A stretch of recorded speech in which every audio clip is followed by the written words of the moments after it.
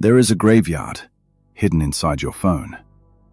Not a graveyard of people, a graveyard of words. Words that almost became real. Words that carried the weight of entire years, then sat trembling beneath your fingertips, before being erased forever. At this very moment, somewhere in the world, someone is typing a message they will never send. Maybe it begins with, "I miss you." Maybe it begins with, "I'm sorry," or "I should have told you this a long time ago." And then, delete, delete, delete. As if those words never existed. But they did. For a brief moment, they were alive. And perhaps that is what makes an unsent message so haunting. Not because it failed to reach someone else, but because it failed to escape us. We spend years carrying emotions heavy enough to bend our backs. Then, one quiet night, when the world finally stops demanding things from us, we open a blank screen, and suddenly, everything spills out. Not carefully, not logically, honestly, painfully. The truth arrives all at once. The apology, the confession, the anger, the longing. The love we pretended was gone. For a few minutes, we become the most honest version of ourselves. Then, we erase it. Why? Why do we write our deepest truths, only to erase them moments later? The answer is not fear of rejection, not entirely. The answer is far older than that. Because sending a message changes reality. Writing it does not. As long as the words remain inside the draft, they belong to a world of possibility. A world where nothing can hurt us. A world where the person might understand, might forgive, might finally see us. But the moment you press send, possibility dies. Reality begins. And reality is terrifying. Reality contains silence, misunderstanding, disappointment. The draft protects us from all of that. Inside the draft, hope remains untouched. The message becomes a glass box where our emotions can survive without consequences.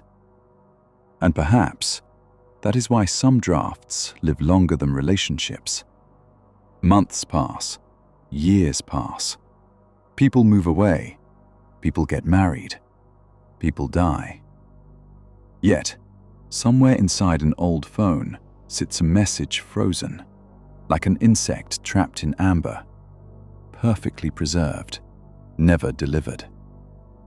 Think about the last message you never sent, the real one, the dangerous one, the message that made your chest tighten, that forced you to stare at the blinking cursor for 10 minutes.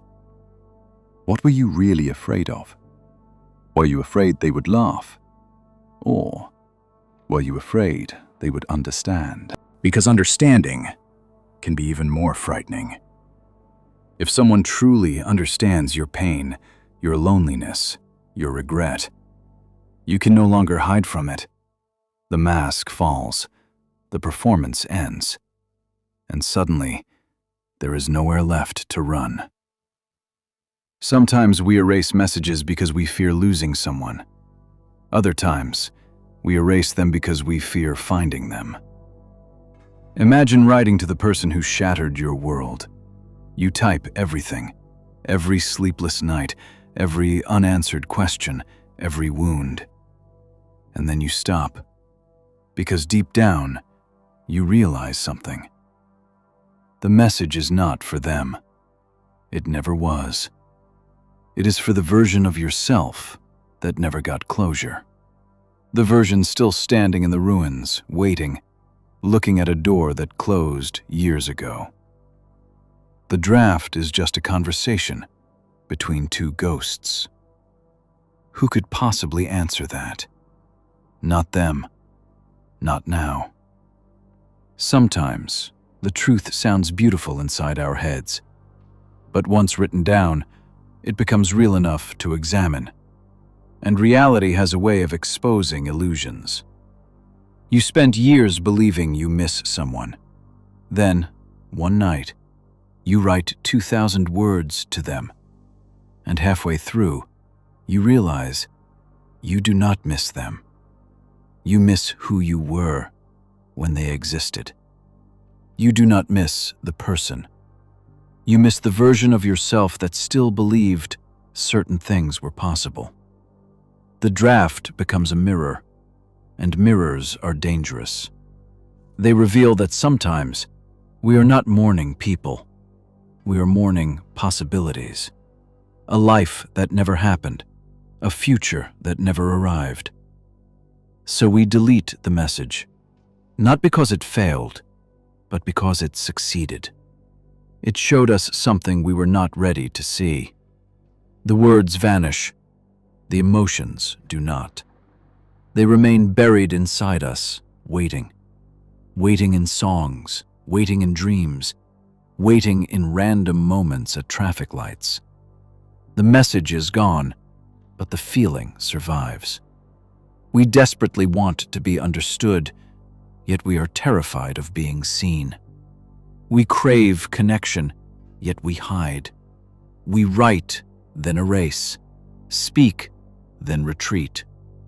And somewhere, hidden in forgotten devices, there are millions of tiny funerals, tiny deaths, entire universes reduced to a blinking cursor and an empty text box. But perhaps there is something beautiful about that too, because the draft proves that the feeling existed, even if nobody else ever read it. For one brief moment, your heart stopped lying, and maybe that matters more than sending it. Maybe courage is not measured by what reaches another person.